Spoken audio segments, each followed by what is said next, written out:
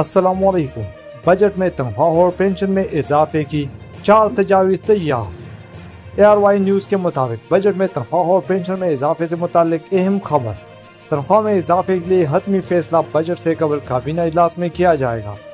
تنخواہ میں اضافے پر پیپلز پارٹی، MQM اور دیگر اتحادیوں سے مشاورت کی گئی ہے۔ ذرائع: آرمی فورسز کو کنٹریبیوٹری پینشن اسکیم سے مستثنیٰ رکھنے کی بھی تجویز ہے۔ ذرائع: گریڈ 1 سے 16 ڈسپیرٹی الاؤنس، گریڈ 17 سے 22 تک 15% اضافے کی تجویز۔ ذرائع: گزشتہ 2 اڈھاک میں سے ایک اڈھاک بنیادی تنخواہ میں ضم کرنے کی بھی تجویز ہے۔ ذرائع: مہنگائی کے تناسب سے تنخواہوں اور پینشن میں 10% اضافہ تجویز ہے۔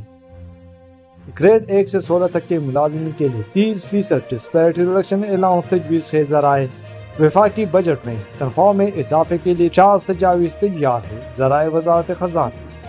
نیوز چینلز کے مطابق بجٹ میں سرکاری ملازمین کی تنخواہیں اور پینشن بڑھانے کا معاملہ۔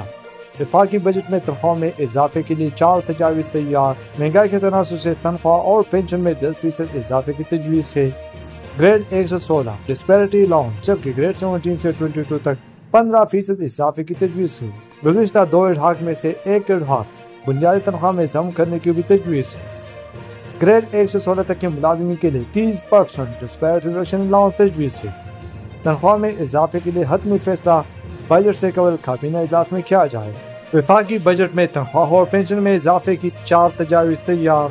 وفاقی حکومت نے آئندہ مالی سال 2025-26 کے بجٹ میں سرکاری ملازم کو ریلیف دینے کے لیے تنخواہ اور پینشن میں اضافے کی مختلف تجاویز تیار کر لی ہیں، جن پر حتمی فیصلہ کابینہ اجلاس میں کیا جائے گا۔